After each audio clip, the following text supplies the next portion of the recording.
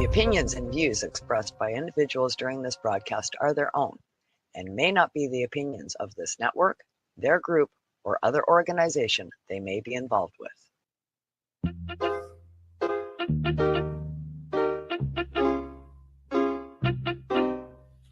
Ganja my meditation, ganja my brain. Ganja weed take away my stress and strain. Ganja my meditation, ganja in my brain.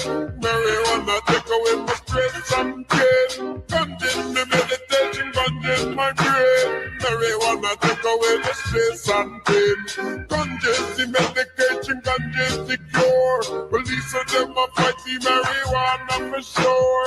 Purify me essence and they make me feel pure. And the way the collie we be bring it on door. Ganja in the meditation, ganja in my clothes. No offense, I'm smoking marijuana around you.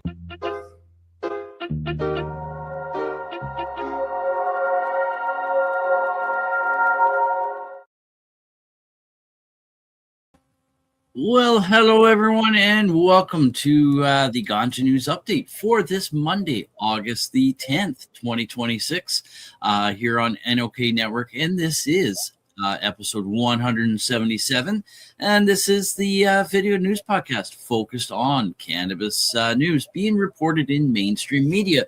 And I'm joined by my amazing joint host once again, Tara Simpson, right on over here. And good morning, Tara. How are you this morning? I'm good, Ron. I can't believe it's August 11th already. Like, where 10th. has our summer? Oh, it's the 10th. The 10th. Like, Right. where has it fucking gone? This I is know. like crazy. I know. It was like a month ago, the Stoner Games. I know.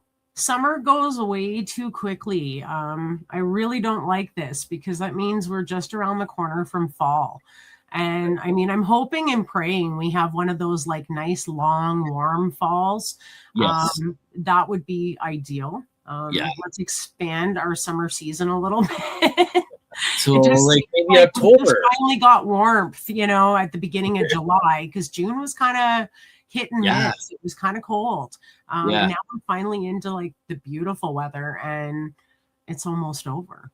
Right. Yeah. Well, you know what? My wife and I went out for a walk yesterday morning, and I got scolded because I pointed out that there was some trees already starting to change color up here. Right. And up It there, happens. yeah. Usually around the first week of August up north here, it's not unusual to see one or two trees here and there starting to fade out a bit. Yeah, that scares me. I know up your way it does tend to, become fall sooner than later, but Right. let's just hope that doesn't happen. We get a nice long fall so we can all enjoy an extended harvest season and extended warmth, lack of snow, which, is not my favorite thing. Yeah. So yeah, let's hope, because it's just gone by so fast, and this next few weeks is just crazy busy as it is for me with racing and things on the go. And yeah, it's just going to fly by us. And I feel like I'm missing stuff. Right. And before you know it, like, the kids are going to be gone back to school. You're going to see school buses on the road. And yeah, I'm not looking forward to it. No. Let's keep summer going for a little bit longer, right? I'm with you on that, Ron. So anyways, I think we should get to our top stories in cannabis news now.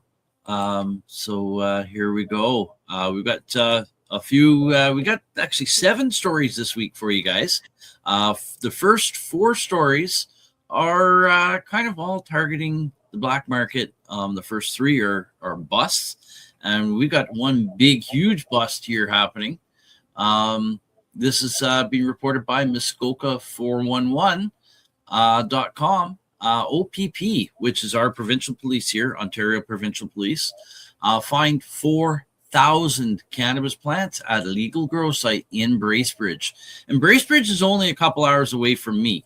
Yeah. So, yeah, and my one of my boys lives in Barrie, which he's not that far from Bracebridge at all. No, he's not. And so anyways, this was written by Muskoka 411 staff on August the 7th.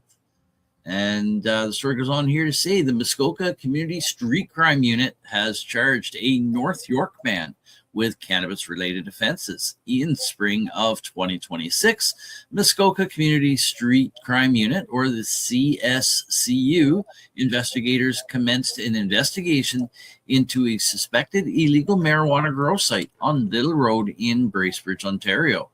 On July 16th, 2026, investigators executed 2 search warrants in relation to the investigation with the assistance of multiple OPP units and other government agencies, including the Bracebridge Fire Department.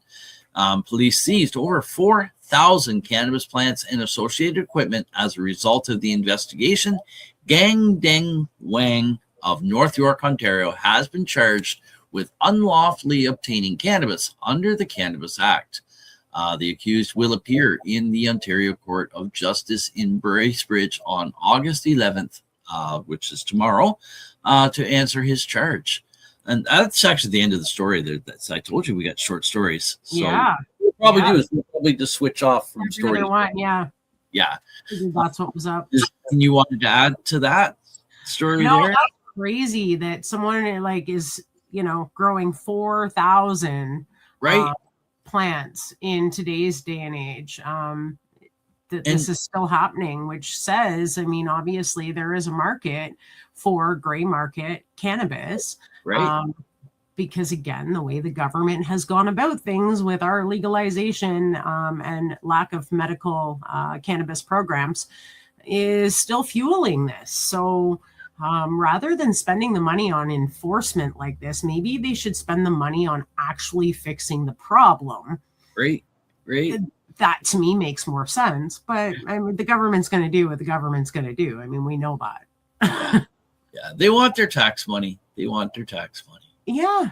But again, they could have made 2 separate programs. You have the legalization program, and then you have these grows that are maybe medical that can provide cannabis to medical patients at a lesser cost with less tax. Because why are we being taxed on our medicine?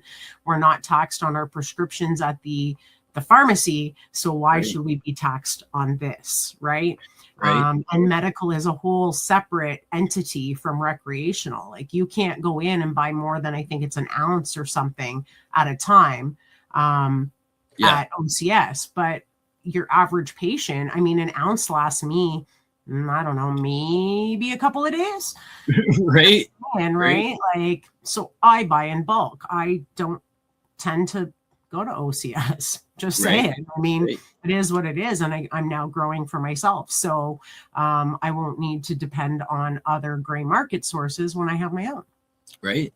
Yeah. Now, I don't know if this guy here, if he was growing from a medical on like to supplying the gray market in the medical side, or if this is for exports outside of Canada, or there's a lot of shady behind the scenes stuff. I'll give them that. Everyone's trying to make a buck, but at the same time, it's fucking weed. How about we go after the guys that are importing 400 keys of cocaine or any other number of drugs?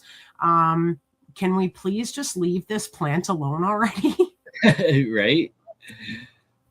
So anyways, here's our next story. Maybe you can read this one through for us. Yeah, so this one is coming to us from ctvnews.com. 3 charged after illegal cannabis dispensaries shut down in London. And this was written by Christy Lee Varley on August 6th of this year. 3 illegal cannabis dispensaries in London have shut down, and 3 people are facing charges. The OPP-led Provincial Joint Forces Cannabis Enforcement Team and the London Police Service began investigating in June 2026 3 unauthorized cannabis dispensaries operating under the same name, Suwetowat. So I'm assuming that this is like an indigenous sovereign. That's what I'm thinking. Yeah. Police said the dispensaries were operating without authorization from the Alcohol and Gaming Commission of Ontario or Health Canada. On July 16th, members of the PJF, CET, and London Police Services assisted the OPP Community Street Crime Unit and the OPP Contraband Tobacco Enforcement Team used search warrants at 3 locations on Richmond Street, Wellington Street, and Dundas Street.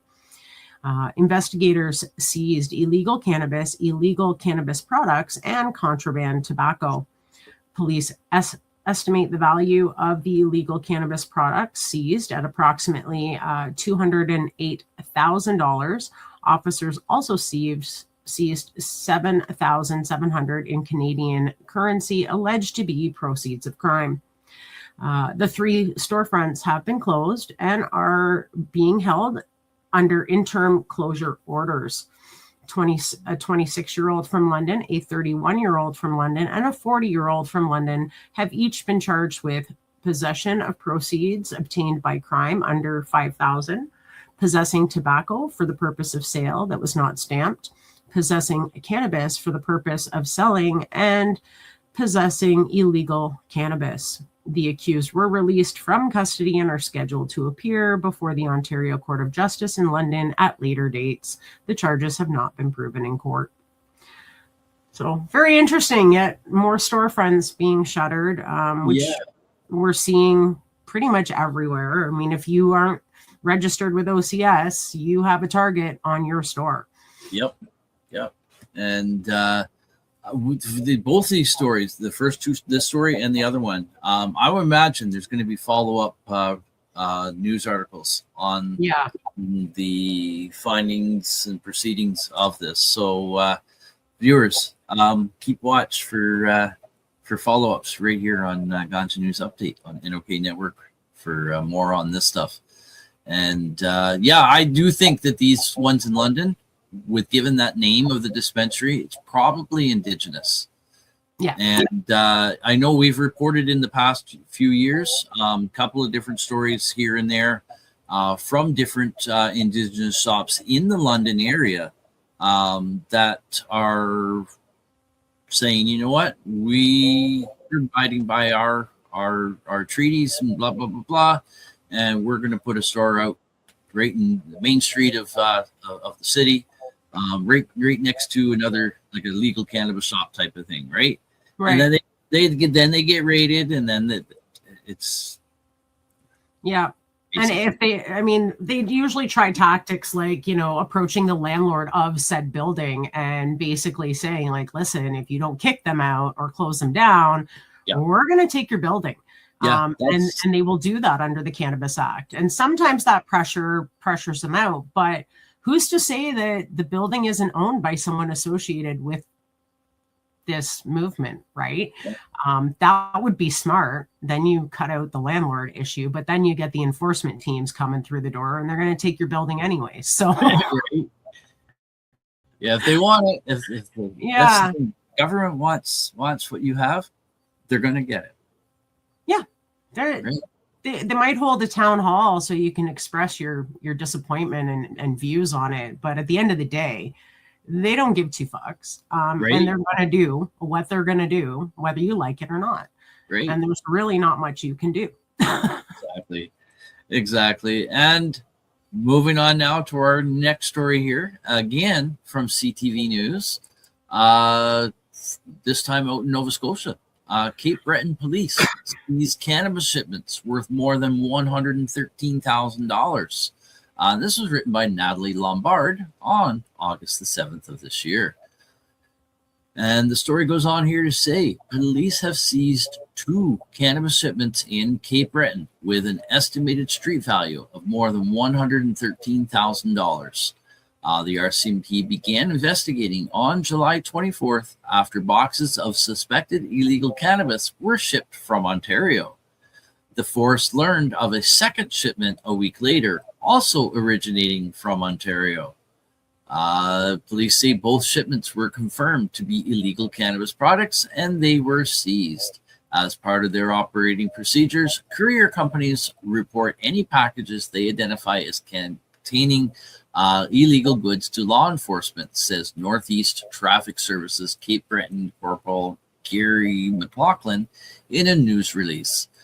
This is instrumental in helping police intercept shipments of illegal goods. Police say their investigations are ongoing and no charges have been laid at this time.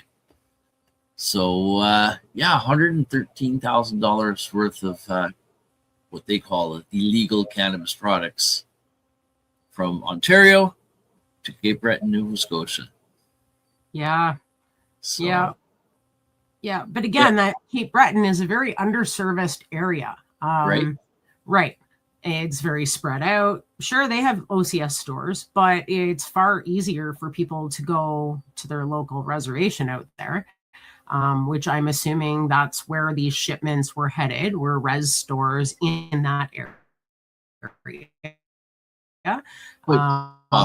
Probably from another res out here. Just saying, right? So yeah, sad that happened to them. But again, you're an underserviced community. And you also have a lot of lower income out east. Let's just face it. Jobs are less, you get paid less, so people don't want to spend their hard-earned dollars on taxed cannabis. Just the way I see it. And they haven't proven where it came from, because if you're smart, when you're shipping shit, you don't use your actual address as the return address, right? Right. Yeah, keep it discreet, folks. It is interesting though that they're saying the investigation is still ongoing and there's no charges been laid at this time. So that means, folks, there's going to be a follow-up story on this as well. Absolutely. Keep watch for that. Now moving over to the last story here before the break, and we are just on time here. Not just on time, but we're doing well for time. This story here, I guess you can read this one for us. For sure. Wish. So this one's coming to us from stratcan.com.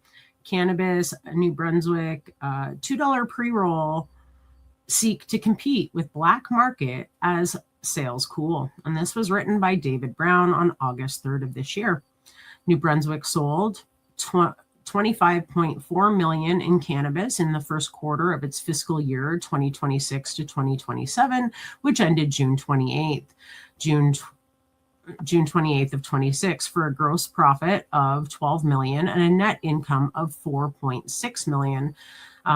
Product sales represented a 2% decline year over year compared to Q1 of 2025. Gross profits were down 3.9% and net income was down 20.4%.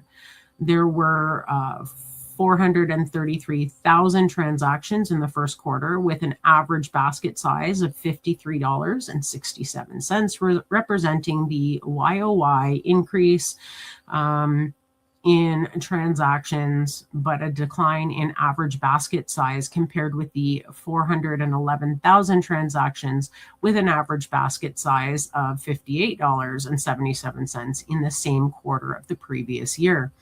Dried flower sales made up 48.4% of sales, followed by concentrates at 35.3%, edibles at 7.3%, and all other categories at 9% collectively.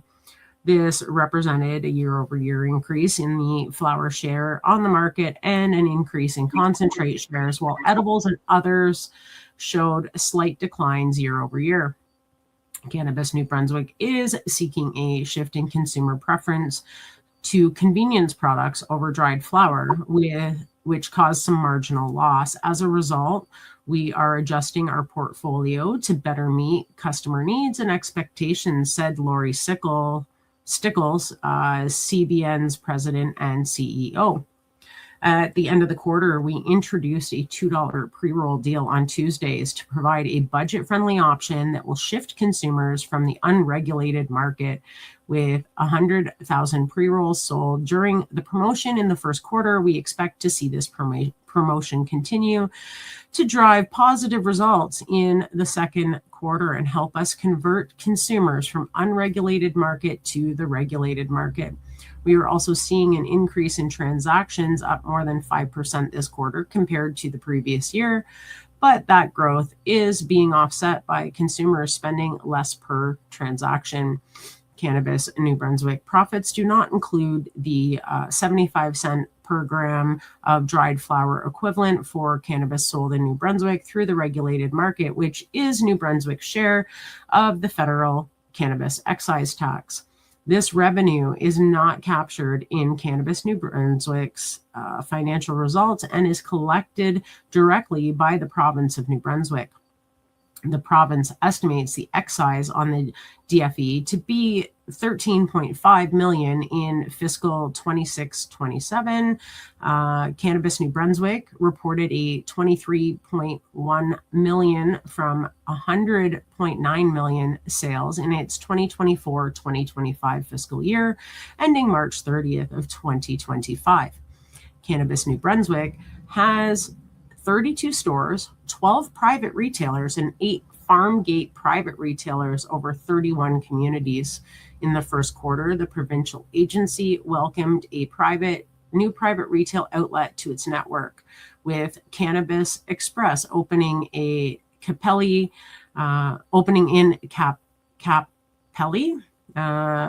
Private retail stores are an important component of Cannabis New Brunswick's model evolution, providing cannabis consumers with more convenient access to the purchase of safe, regulated, and legal cannabis in underserved communities. Oh, geez. Cannabis New Brunswick has been celebrating its local licensed cannabis producers and suppliers with its Meet Your Buds campaign to increase awareness and discovery of locally produced cannabis in the New Brunswick market. So I have a question for you. Sure.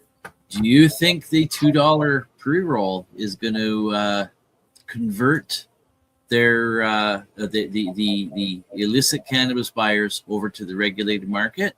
Or do you think it's going to be people who are already buying in the regulated market? They're going to go, oh, cool, $2 pre-roll. I'm going to grab me one. So here's my take on that, because I have gone into OCS stores, usually for the boyfriend, because he likes his pre-rolls. He's a pre-roll guy, but he's very specific about his pre-rolls, as I am. If I had to buy OCS, I have one brand and one brand only I go to, because I've tried other ones here and there. I know lots of people that buy legal, and everyone's always got a pre-roll. Just saying, the Back 40 is my all-time favorite brand. They're consistent. They burn right. They don't make me cough my face off. But at the OCS stores, I have seen this like Tuesday special where they've got pre-rolls on sale. Right. And the ones that are super cheap, I happened to bought one time, and it was the only time I ever did it, because it was absolute garbage. The weed tasted funny. It didn't burn right. I mean, okay, great. You paid $2 for it, but the idea is that you can smoke it and not be stressed out trying to smoke it or fucking around with it trying to smoke it. Right? That's not going to bring me over to the legal market. A good quality product with good flower might convince me to buy that $2 pre-roll now and then. But I'm still not going to. I smoke 10, 15 joints a day, the size of a pre-roll, right? They're usually about a gram a piece.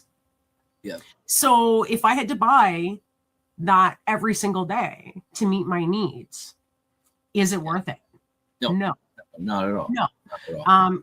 On the fly, in a pinch, if you happen to be going there to pick up for your boyfriend or your wife or, grandma or whoever, cool. It's a neat novelty, but I don't believe it's going to bring people over. Not unless they come out with some really fucking awesome pre-rolls at $2, which isn't going to happen, because we know that doesn't happen because of cost to produce. So here's my take on it.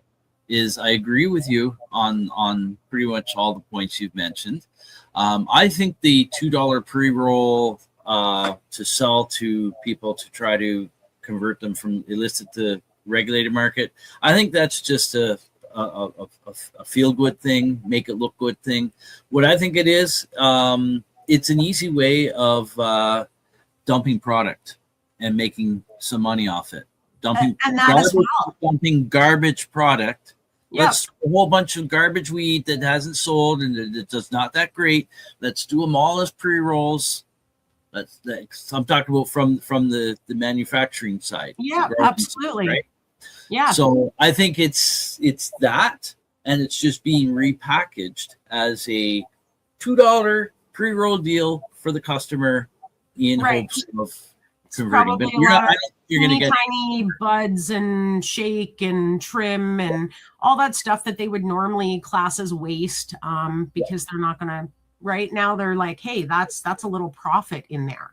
We could make these really cheap, shitty pre-rolls and sell them at $2, and we'll bring everyone in. Well, no, that's not how it works. Again, people want quality cannabis at affordable prices.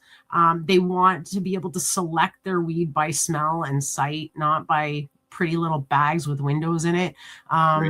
Just saying, they have a long way to go. I mean, I get the gimmick. Everyone's got a gimmick. Even in Legacy, everyone's got a gimmick. They wouldn't charge you $2 for that pre-roll. They'd give you one to see if you like it 100%, and sell you the 100%. flower from their table, right? It doesn't take much convincing to keep them in Legacy. It's going to take a whole lot more for them to convince everyone to go legal. Right. Like you go to any of these Legacy events, like you're a vendor at many of them yourself. You know how many pre-rolls get handed out at those events free of charge. I usually come home with a whole stack of them, which most of them I don't smoke because they're generally rolled in raw papers, which again, I'm a pre-roll snob. I don't like the brown papers. They hurt my lungs. They make me cough. So again, that's why the back 40 straight slims are my go-to if I have to smoke a legal product, because those ones are white paper. They don't make me cough. I don't have to relight them 30 million times. Generally, they don't canoe. The odd one might, but check the date on the back of the box. If it's not really current, it's probably stale. And that's why you're having problems. Exactly. Well, folks, we've reached that point of the show where you know what time it is. It's medication time. That's right, folks. It's time to pay some bills. So stay tuned for a word from some of our amazing sponsors, and then we'll return with more articles making mainstream media news. That's right, folks. We'll be back in a few minutes. In fact, 4 minutes and 20 seconds here on Ganja News Update on NOK Network.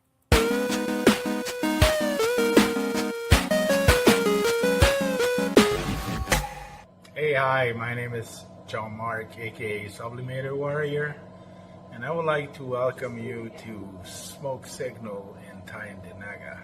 One dab make your whole dome drip sweat. One dab make the homies all dip set.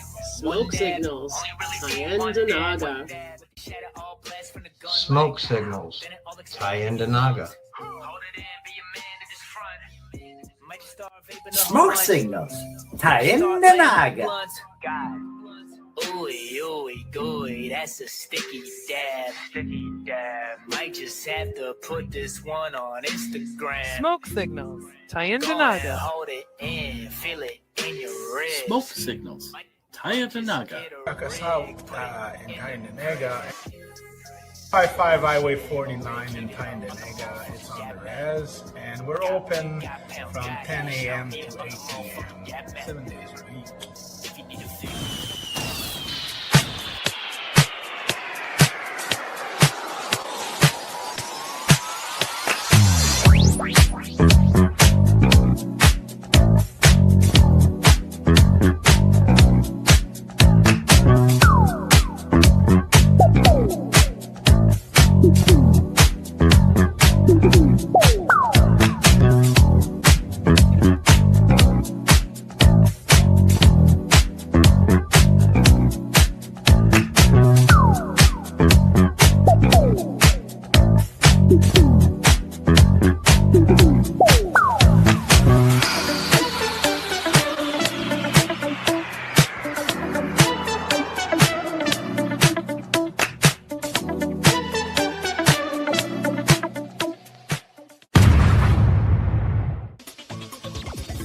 Advertising space available at NOK.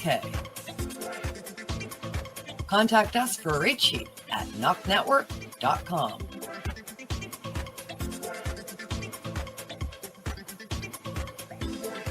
Send us a message on our social media platforms or email us at info@noknetwork.com.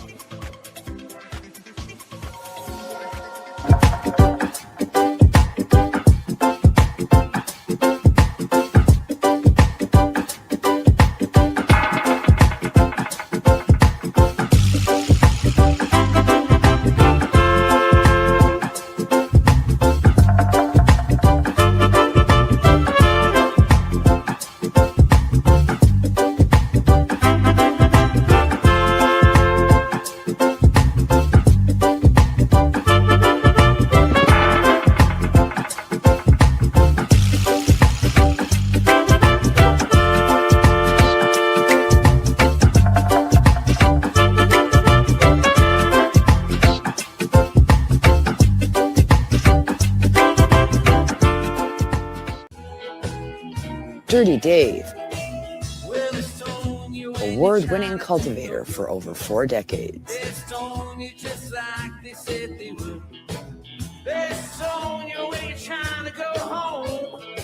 Dirty Dave, prized genetics fueled by advanced nutrients, original OG organics.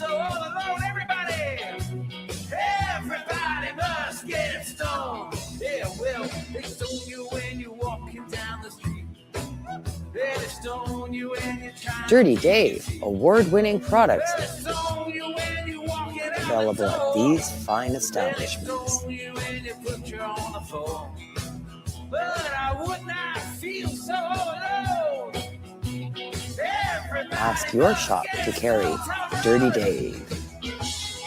Contact us at dirtiesdoggies@gmail.com. Now we get back to the show.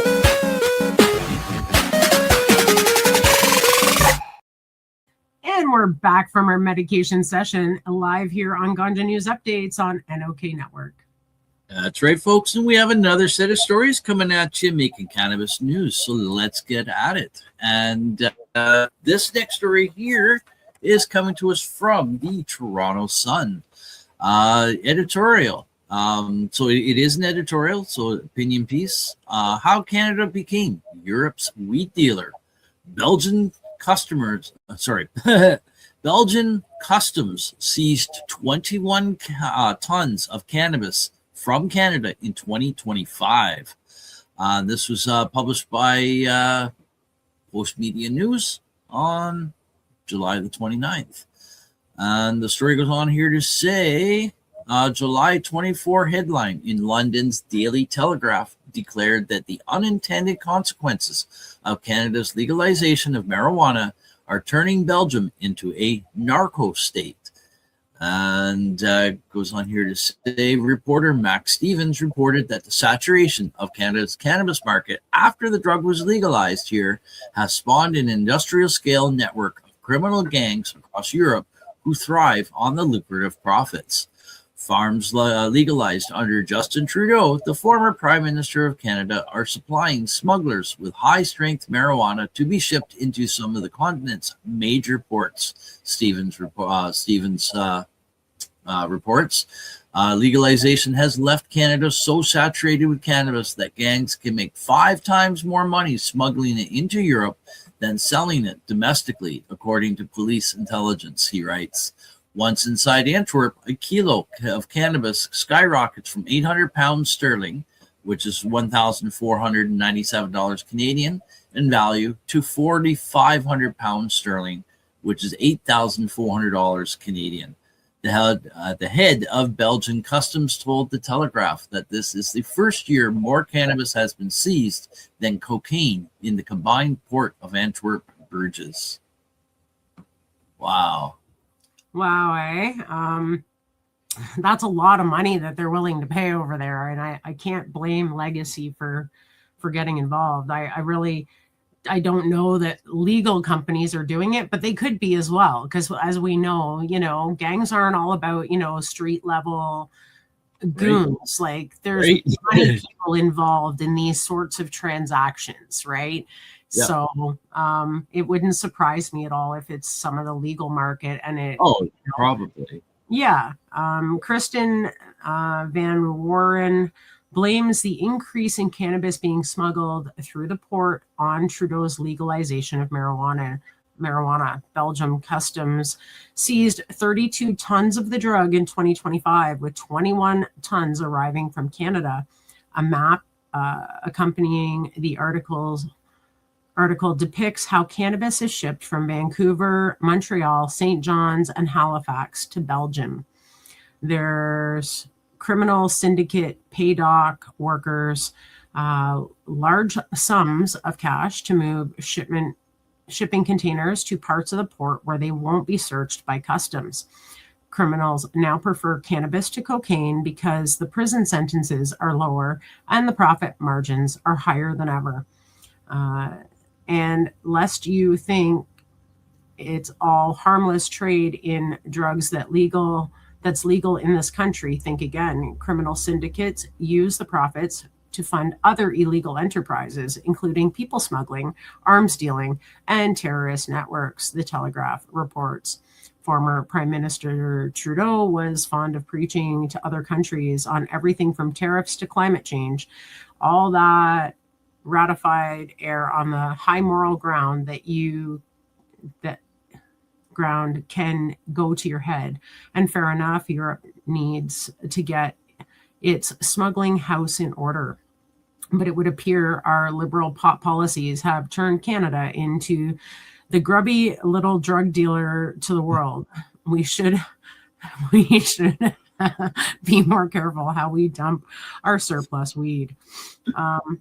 So again, like, Canada's become a drug dealer now. Like, please, weed. Get over yourself.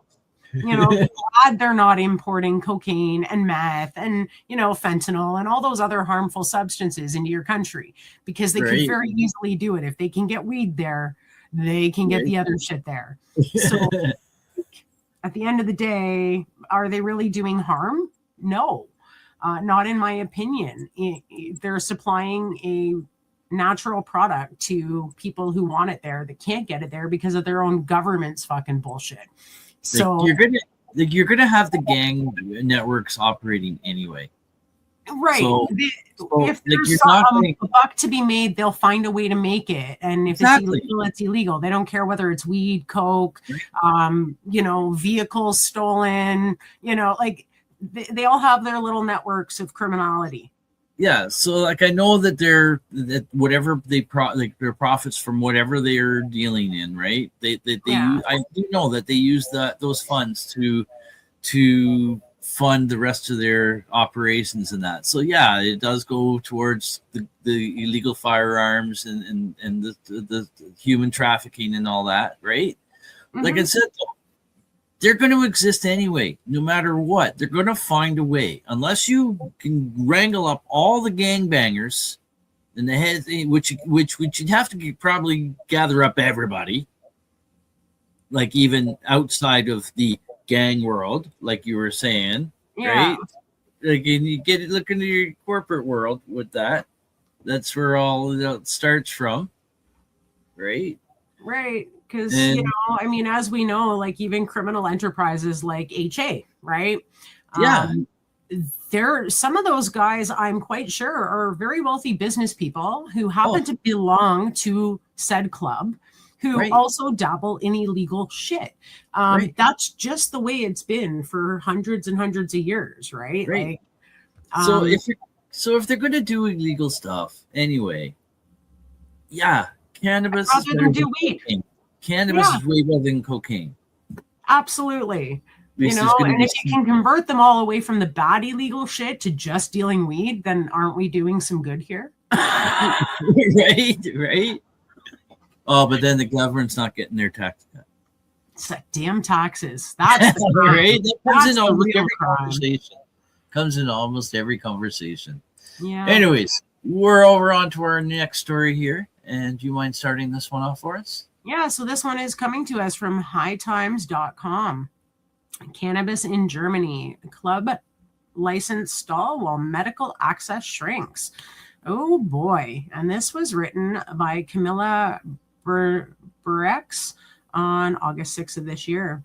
Germany has received nearly 900 applications for cannabis cultivation associations but only just over half have been approved as clubs struggle with licensing, local rules, financial risk, and inconsistent enforcement. At the same time, medical cannabis patients face new reimbursement restrictions that could force tens of thousands to pay out of pocket, switch treatments, or challenge the reform in court. Wow, here we go again. The German cannabis landscape continues to change constantly. Local authorities have already received 896 applications to establish cannabis cultivation associations for adults. Of those, only 455 have been approved, according to the data compiled by the Federal Association of German Cannabis Growers and shared by International CBC.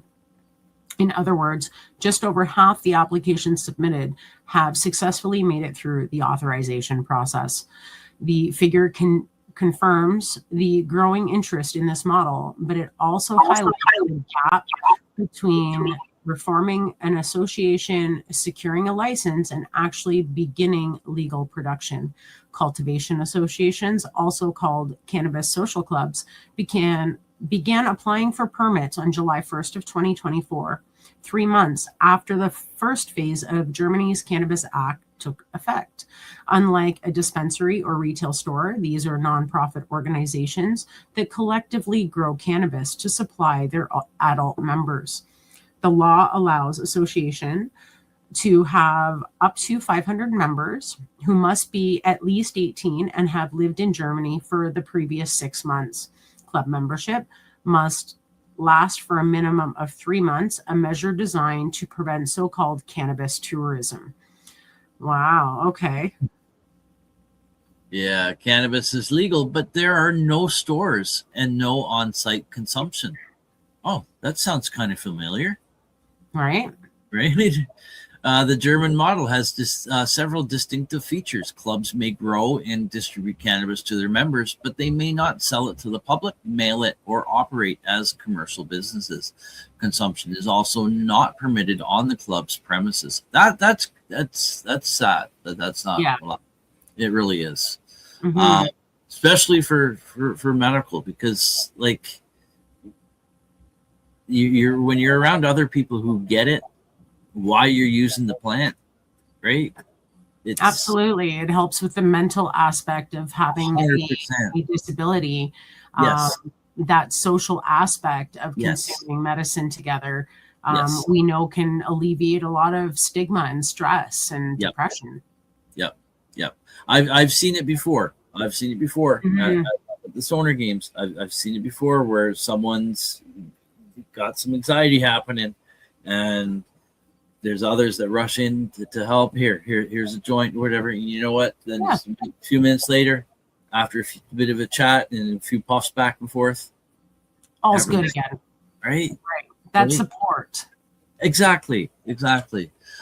Each member may receive up to 25 grams per day and 50 grams per month.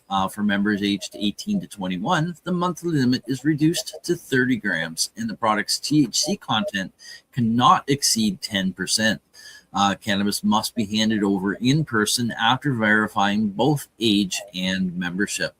Associations must also monitor inventories, document cultivation and distribution, ensure product traceability, and periodically report their stock levels to the authorities. Cannabis must be handed over in neutral packaging, accompanied by information on its weight, strain, harvest date, average THC and CBD levels, and potential risks with associated use. But before reaching that point, interested groups must go through an authorization process that can include everything from background checks to plans for security, youth protection, prevention, storage, and access control. Finding a suitable location is no easy task either. The law stipulates that facilities must be located at least 200 meters away from schools, youth centers, and playgrounds. Additionally, land or buildings designated for growing cannot be part of a private residence. It's worth noting that the way these rules are applied varies across Germany's federal states. The BCAV itself has pointed out that some clubs face difficulties in obtaining building and use permits, even when they plan to operate in industrial zones. The lack of uniform criteria and differing interpretations of the regulations can delay or outright block projects that had already moved forward with investments and planning. Wow, eh? 8 obstacles to a model that aims to displace the illicit market. The difficulties are not limited to official statistics. A study by researchers at Aarhus University, published in the International Journal of Drug Policy, analyzed how administrative burdens are hindering the early stages of German associations. The researchers combined survey responses from 32 associations with 7 semi-structured interviews with representatives. Based on this work, they have identified 8 major challenges. The need for an extremely committed individual to drive the project forward, financial risks, finding suitable facilities, obtaining a license, unclear legal terminology, the 200-meter rule, and the ban on consumption within the club, and social stigma. The first point is particularly revealing. Although the clubs are supposed to be nonprofit organizations rather than commercial entities, their creation often depends on one person willing to invest time, money, and energy for months on end with no guarantee the permit will be granted. Initial costs may include rent, legal counsel, equipment, security systems, and building renovations long before the first harvest. According to the researchers, these barriers could limit the association's ability to meet 3 of the reform's stated objectives: reducing risk, protecting young people, and displacing part of the illicit market. If only groups with sufficient capital, legal knowledge, and persistence needed to navigate the bureaucracy manage to access the system, the model runs the risk of remaining too limited to provide a meaningful legal alternative. Right. Germany's public health system faces obstacles of its own. Furthermore, the tightening of regulations is not limited to adult use associations. Recently, Germany's public health insurance system stopped reimbursing the cost of treatment with medical cannabis flower, and we reported on this a little bit ago too. Mm-hmm. The measure took effect without a transition period, even for patients whose treatment had already been approved and was underway. The change does not prevent doctors from continuing to prescribe flowers or patients from purchasing them at pharmacies. What it does eliminate is coverage under statutory health insurance. So those who wish to continue treatment will have to pay for it out of pocket, switch therapies, or try to qualify for an exception. The reform tightens The reform also tightens reimbursement rules for cannabis extracts, dronabinol, and nabilone. To begin one of these treatments, patients will, in most cases, have to undergo a 6-month trial with an approved finished cannabis-based medicinal product. The problem, according to doctors and industry organizations, is that these products are approved for very specific indications and are not suitable substitutes for many of the conditions currently treated with cannabis.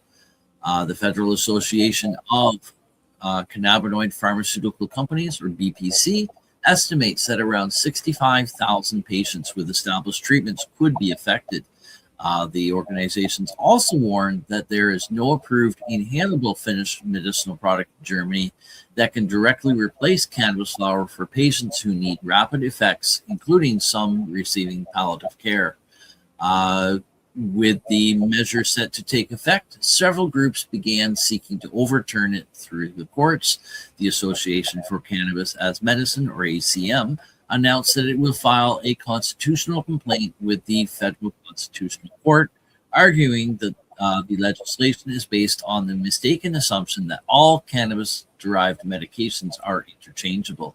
The German Hemp Association, or the also known as the DHV, stated that it will support the initiative. The measure does not affect directly affect clubs, which operate outside the medical system and cannot provide cannabis on prescription or replace pharmaceutical care. However, it helps illustrate Germany's current regulatory landscape. While the country is authorizing community associations for adults, it is imposing new economic and administrative barriers on medical patients. I'll finish up the last bit here. In both cases, a similar tension arises. The law recognizes legal avenues for access, but the bureaucracy, costs, and requirements necessary to use them can still place them out of reach for part of the population. Germany has created a legal community-based pathway to cannabis access, but turning that possibility on paper into fully operational clubs is proving far more difficult than simply submitting an application. At the same time, the loss of coverage for medical cannabis flower shows that Germany's shift towards broader access is neither linear nor equally beneficial to everyone who uses it. So, yeah, Germany has got, they're going through some growing pains. Again. And that's what happens, though, when you have too strict of regulations. Right.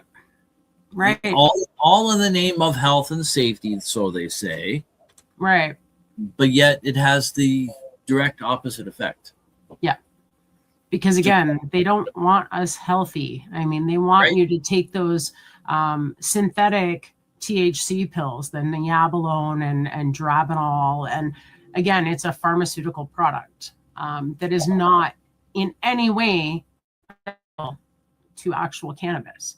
So how is this helpful to a patient who is already currently having success to have to switch treatment and go on a pharmaceutical to see if it works before they could be eligible potentially for an exemption again? Like, meanwhile, they're using cannabis flower that works. Right. And now so wrong. Like Germany, give your head a shake, do some research, and maybe reconsider what's happening in your country with cannabis, because you're actually going to do more harm doing things the way that you are. Right. I'm glad that there is organizations in that stepping forward and considering constitutional challenges in that. Absolutely. We as patients have the right to choose our treatment. Exactly. Anyways, we're going over to our last story of the for the show here, and it's a short one. You might as well just read the whole thing through. Okay, so this one is coming to us from apnews.com. Nepal's Gandhakai province legalizes medical cannabis farming and use.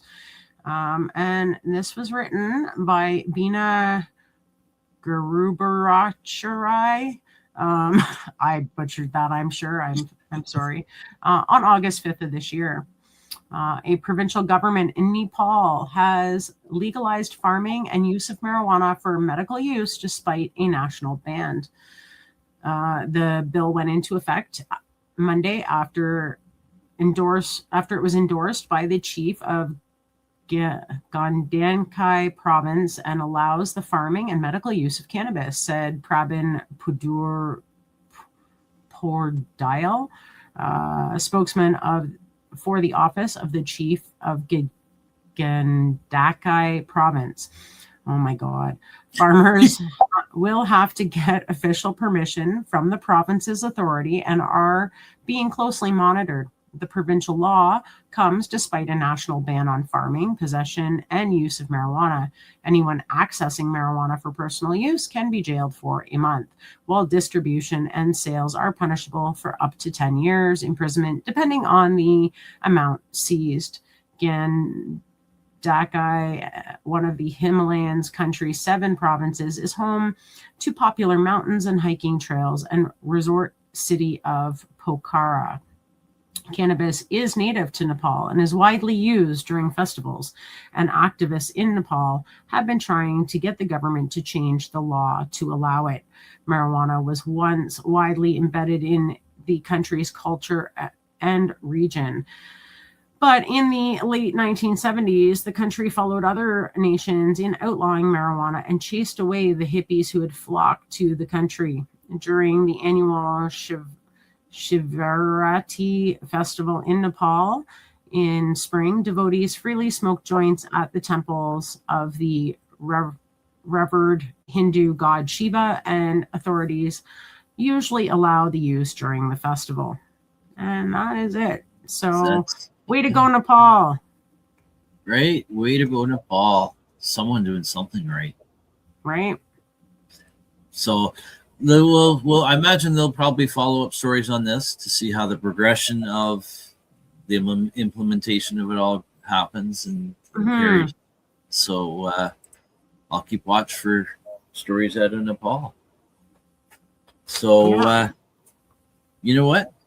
That's it. We've completed 7 stories, and look at that. We got like 5 minutes to go. So just in time here. So just want to thank you all for joining us here this week once again on Ganja News Update on NOK Network, and for tuning in to our video podcast on NOK Network's Rumble and Rumble page, as well as our social media sites.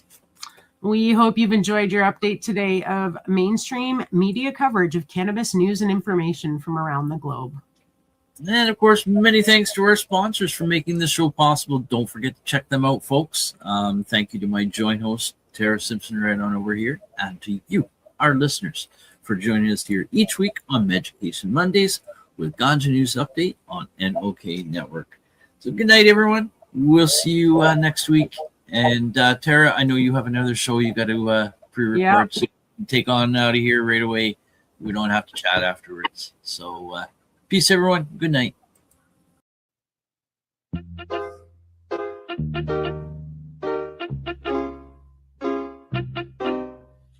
Ganja my meditation, ganja my brain. Ganja weed take away my stress and strain. Ganja my meditation, ganja in my brain.